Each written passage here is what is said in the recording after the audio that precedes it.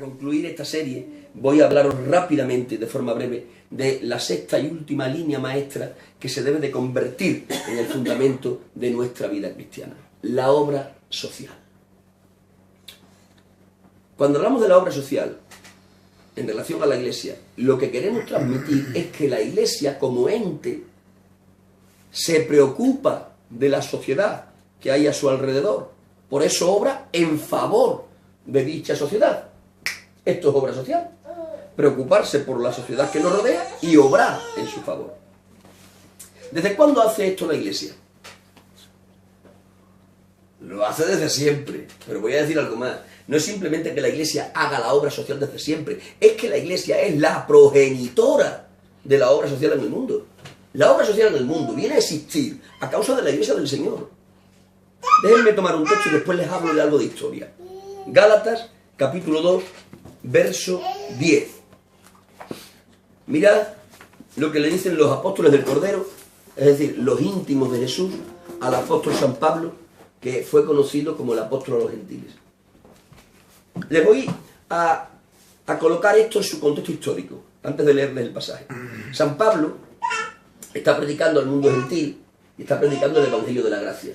Pero hay algunos que no comparten el mensaje de San Pablo, algunos cristianos que lo señalan, de hecho los judaizantes, y le señalaban a Pablo diciendo, lo que este predica no es el verdadero Evangelio.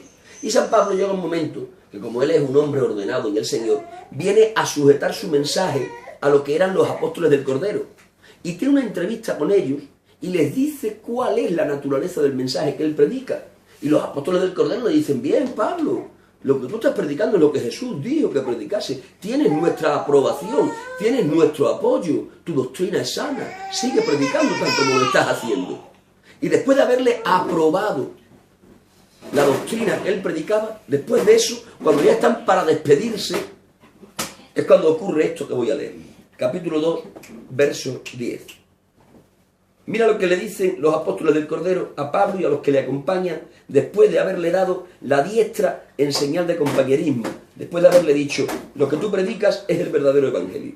Después de eso le dicen, 2:10 de Gálatas, solamente nos pidieron que nos acordásemos de los pobres, lo cual también procuré con diligencia hacer. Solamente nos pidieron que nos acordásemos de los pobres. Era lo único que le faltaba a la doctrina de San Pablo.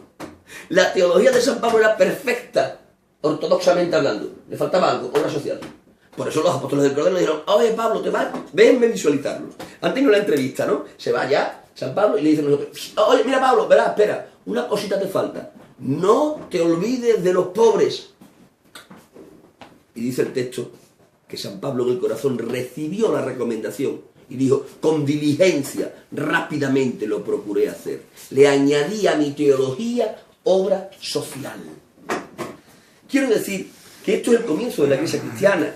Aquí la Iglesia cristiana era una niña pequeña todavía. Y ya entonces la Iglesia cristiana tenía en su ADN la preocupación por los más desfavorecidos de la sociedad.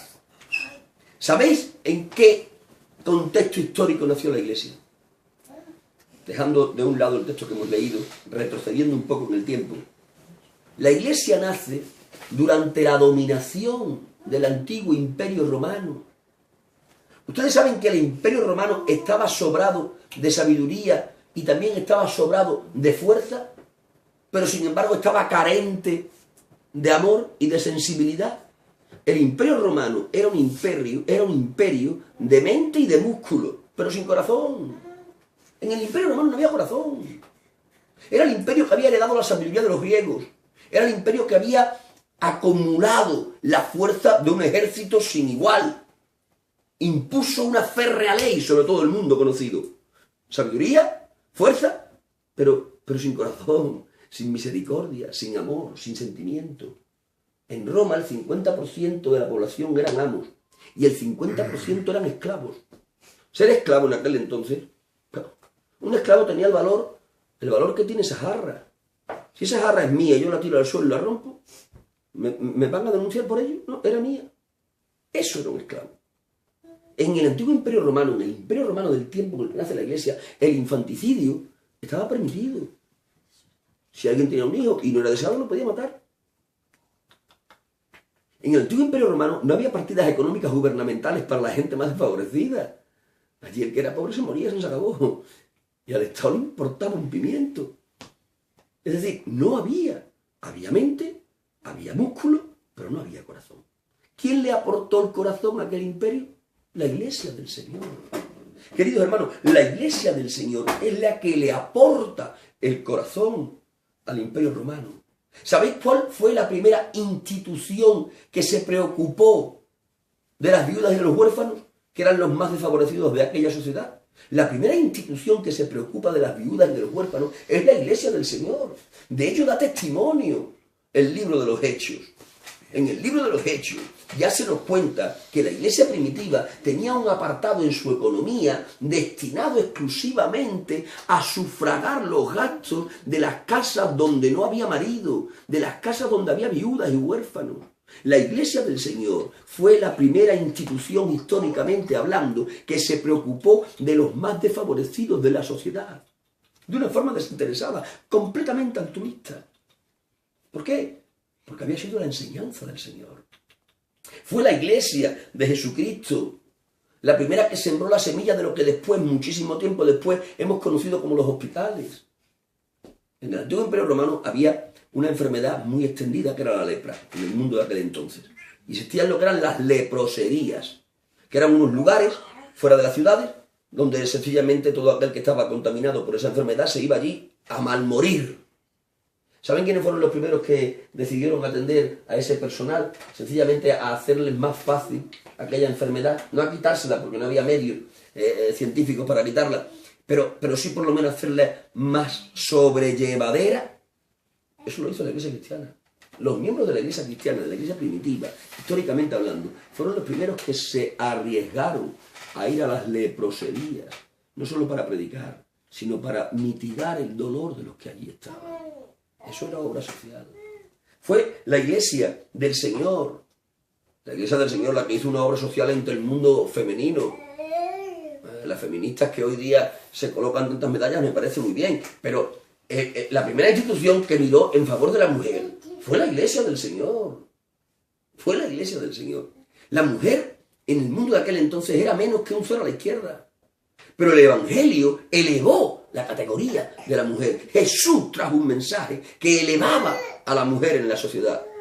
Si leemos el mensaje de Jesús, quiero que entiendan esto, si leemos el mensaje de Jesús con nuestra cultura, si leemos el mensaje de Jesús desde el prisma de nuestro tiempo, no veremos en él nada que eleve a la mujer. ¿De acuerdo? Incluso lo veremos retrógrado, el mensaje de Jesús con respecto a la mujer. Pero si miramos el mensaje de Jesús a la luz del contexto histórico en el que lo dijo, entonces sí que encontramos que Jesús elevó la categoría de la mujer.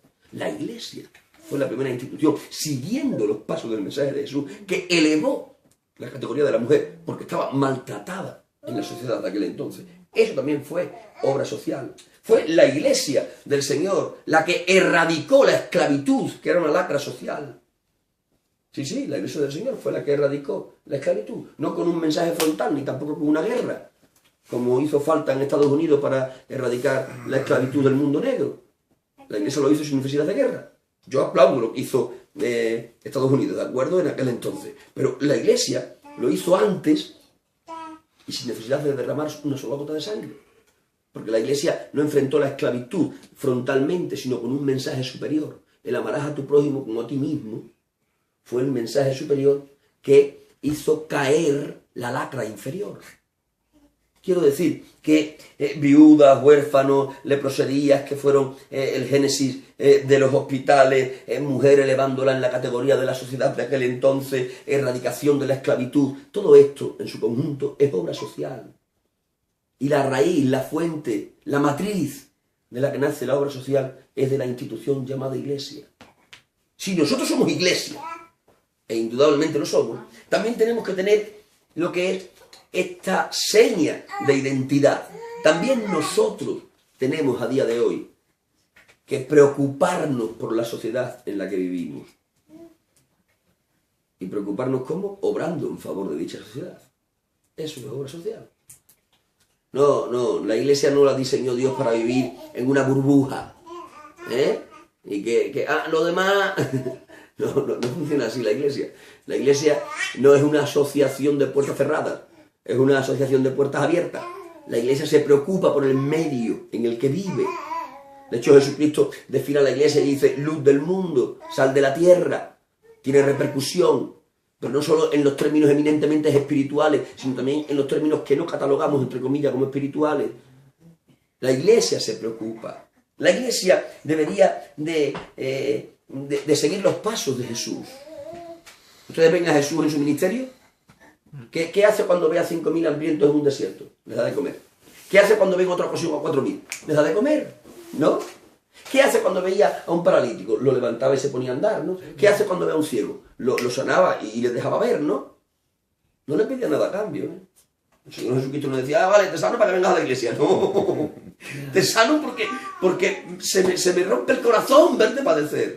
Te doy de comer, pero si te doy de comer, vente a la iglesia. No, te doy de comer porque tienes hambre. La compasión. Miren, si analizamos cada uno de los textos en los que el Señor suple de alimento a la multitud o sana a un enfermo, si examinamos cada uno de los pasajes en el 95% de ellos, cada vez que el Señor hace algo de esto, en el 95% de ellos, el texto siempre antecede que el Señor tuvo compasión. Léanlo. Fíjense en la alimentación de los 5.000. Dice, y teniendo compasión de ellos, en la de los 4.000, y teniendo compasión de ellos, en la del ciego, y teniendo compasión de él, ¿de acuerdo? La compasión precedía a la obra social, manifestada en esta ocasión de una forma extraordinariamente milagrosa, ¿de acuerdo? Pero obra social al fin y al cabo. No estoy subrayando lo milagroso, sino la obra social. ¿De qué estaba precedida? De la compasión. ¿Saben por qué la iglesia de hoy no tiene mucha obra social? Porque falta compasión. Compasión. Miren la palabra compuesta. Compasión. Hay que tener pasión. ¿Por qué? Por aquellos que lo pasan mal. Por aquellos que son los más desfavorecidos. Por una iglesia que tenga comedores públicos. Oye, comedores públicos, qué bien. Yo abogo por una iglesia con comedores públicos que dé de comer a los hambrientos. Abogo por una iglesia que promocione albergues, que dé descanso a los transeúntes que no tienen un techo bajo el cual cobijarse. Yo abogo por la iglesia que promueva bancos de alimentos, aunque ya la sociedad los tiene, pero si hay uno más mejor para dar de comer al que tiene necesidad. Yo abogo por los roperos públicos, donde se pueda vestir al desnudo. Yo abogo por una iglesia que tenga obra social. Y esta será la sexta línea maestra sobre la que nosotros vamos a afirmar nuestro fundamento cristiano. Esta es la sexta línea maestra que quiero que esté en nuestra mente y en nuestro corazón, pero como os he dicho anteriormente, tiene que estar precedida de la compasión. Miremos a la sociedad en la que vivimos y dejemos que el amor de Dios, que fue vertido en nuestro corazón por el Espíritu Santo, sean las gafas a través de cual la veamos. No miremos a la sociedad como algo ajeno a nosotros. Pidámosle a Dios que fluya su amor en nuestro corazón. El amor que llora al ver a Jerusalén. ¿No lloró Jesús? ¿Por qué lloró? Porque sabía lo que les iba a suceder 40 años después. Y se compadeció. Dijo, ay, Jerusalén, si supieras a lo menos cuál es esta tu hora. Lloremos ante la sociedad. Como lloró Jesús ante la tumba de Lázaro, no por la muerte de Lázaro. Aquello no le causaba pena al Señor. El Señor sabía que Lázaro era un justo que había muerto y había pasado de un estado inferior a un estado superior. Lo que le conmueve a él, lean el texto detenidamente, es la tristeza que ocasionó. Tenemos que empezar a pedir a Dios, fluya tu amor en nosotros, que nos lleve a compadecernos y sobre todo por los más débiles de la sociedad, por aquellos que peor lo pasan. Y escuchen bien, aunque tenemos que evangelizar, que lo he dicho anteriormente, no hagamos obra social con el propósito exclusivo de que la gente conozca a Dios. Si después le conocen mejor, porque más vale el alma que a vida eterna permanece que el cuerpo que al final tiene que perecer. Pero no debe ser esa la motivación debe de ser darle de comer al hambriento porque tiene hambre. Si después quieres comer la palabra del Señor, también tengo para dártela. Por lo tanto, la sexta y última línea maestra, obra social. ¿De acuerdo? Y con esta serie completamos los 6 fundamentos o las 6 líneas maestras que deben de hacer sólido nuestro fundamento cristiano. Para que vengan tormentas y no nos muevan, para que vengan oleajes y no nos muevan, para que sople fuertemente el viento y no nos mueva. No nos mueven las circunstancias. ¿Por qué? Porque estamos arraigados a un fundamento sólido. El fundamento sólido es la roca, y la roca es Cristo. Amén. Aferrados a Cristo, Amén. a sus líneas maestras. Amén. Un cristianismo sólido, verdadero, místico, pero también práctico. Amén. Amén. Pues bien, esto ya os lo daré también por escrito, porque estas van a ser las líneas maestras.